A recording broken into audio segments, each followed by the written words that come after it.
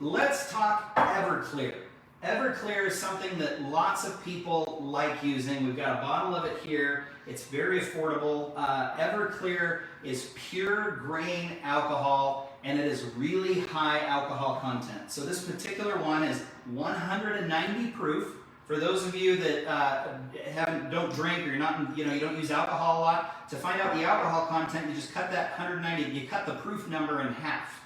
So this is 95% alcohol, which is you double it. That's 190 proof. So this is almost pure alcohol. Now, nobody's drinking this stuff. Those of you, maybe some people. Well, hey, depending, right?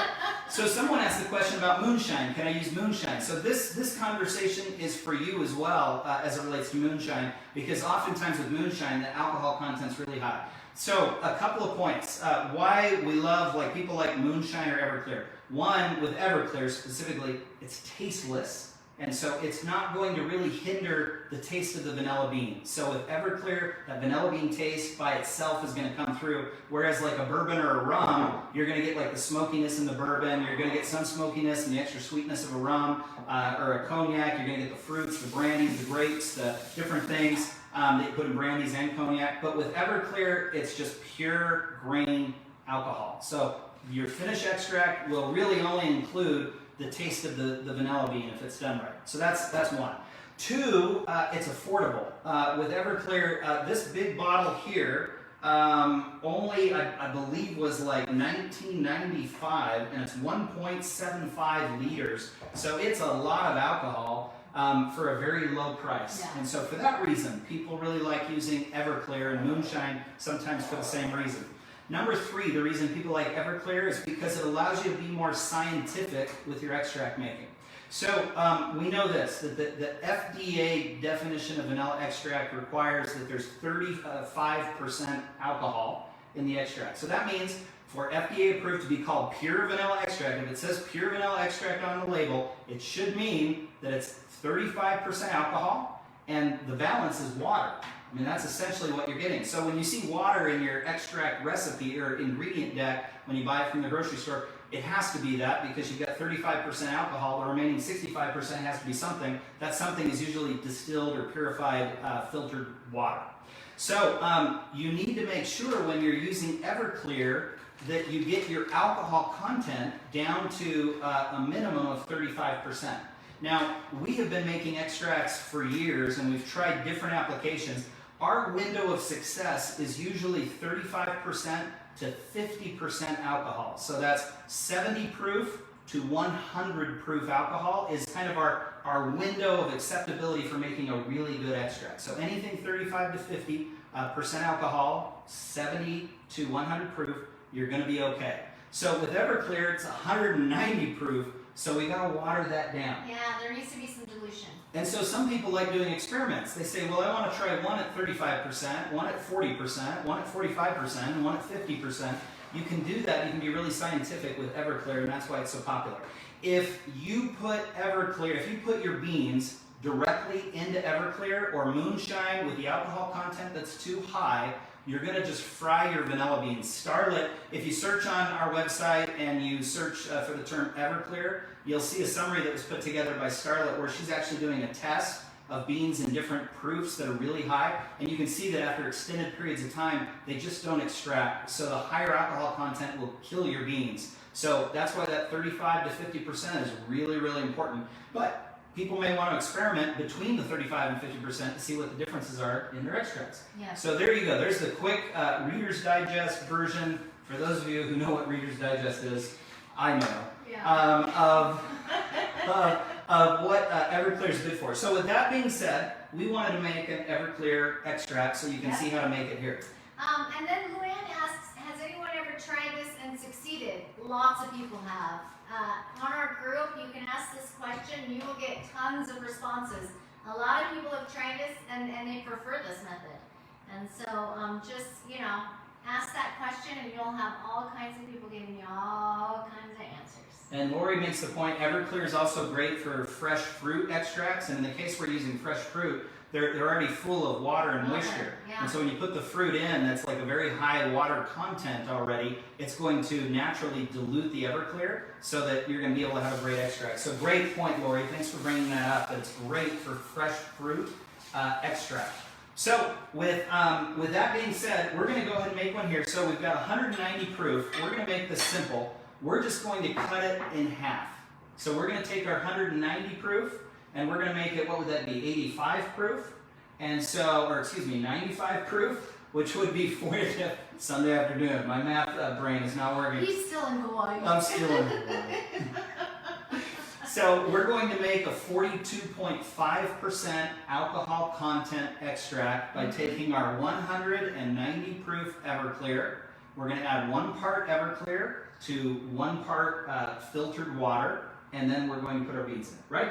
Yep. Did I say that correctly? You did. Okay. Hey, this again is for some of our newbies. Again, how you decide to do your beans, you can slice them right down the middle so that caviar comes through. These are our new Congo beans. I thought these would be kind of similar to the Ugandan because the region is not too far. Right. They're nothing like the Ugandan. There's a little bit of a smoky fruitiness to them. Yeah. And oh wow. They're it's dates and figs and kind of a dried Mediterranean fruit are the descriptions that we're seeing. Like the smoky aspect to it is just, it might really be good with some bourbon. Yes. We've really tried hard, as a side note, to introduce as many new vanilla beans as we can for all of you. And just in the last 2 months, I mean, we've been working round the clock. We've been able to get Vanuatu beans that have already sold out. We were able to get Tanzania beans, Congo, the Virunga we called it. And just, we're going to keep going all around this beautiful planet of ours and finding great suppliers where we can bring in high quality beans and introduce them to you so you can have the opportunity to taste vanilla from all around the world. Yes. And so we're playing with Congo This right is now. Congo here. The Virunga. So I tied this one in a knot. All you have to do is, it's just a regular knot, like you tie your shoes, right? So I put that in there. You can use the caviar later when you're done with this. Put this in your baked goods, your ice creams, you know, summer's coming up. I can think of all kinds of some wonderful ice cream recipes. Nikki makes the comment, I wish you had a combo where you could get a few variety of all the beans all bundled up. We are working into that.